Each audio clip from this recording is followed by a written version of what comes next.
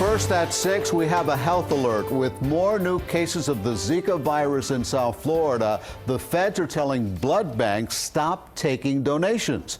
One of the biggest blood banks says the announcement was unanticipated. Tonight, it and others are scrambling to make changes. CBS 4's Hank Tester is live in Hollywood with the latest on a story that's been changing all day long. Right, Hank?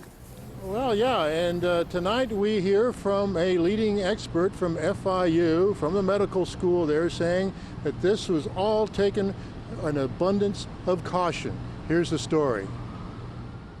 Federal officials are asking all blood donations to be halted in Miami-Dade and Broward as they are attempting to get a handle on the possibility of locally acquired cases of the Zika virus. We have a whole mechanism where blood can be brought in from nearby areas where there's not considered to be any risk at all. And so even though the risk here is absolutely minimal, in an abundance of caution, things are being done this way. On this website, the FDA requested the shutdown after what are being considered as 2 non-travel related Zika cases doubled to 4 in South Florida, citing the possibility of an emerging local outbreak of the Zika virus. When we got to the One Blood donation location along Hollywood Boulevard, we found that they are open, but they're not taking blood donations. Otherwise, staffers in the dark about the shutdown, reflected in this statement from One Blood's corporate headquarters. One Blood received an unanticipated announcement from the Food and Drug Administration on July 28th, after its operations for the day were already underway, requesting collections to cease in Miami-Dade and Broward counties.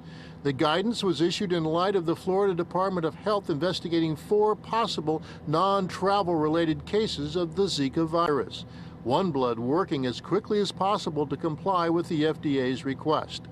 Safety of the blood supply is One Blood's top priority. I recall I had not seen a stop ban on the use of blood from local people before in South Florida, but that's in recent history.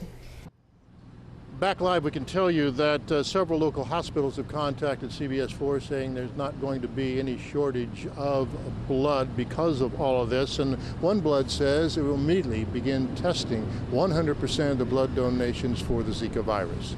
That's the latest. I'm Hank Tester, CBS 4 News. Back to you. Hank, thanks a lot, and stay with CBS 4 News as we continue to gather new information about the new Zika alert. You can always get updates online at cbsmiami.com.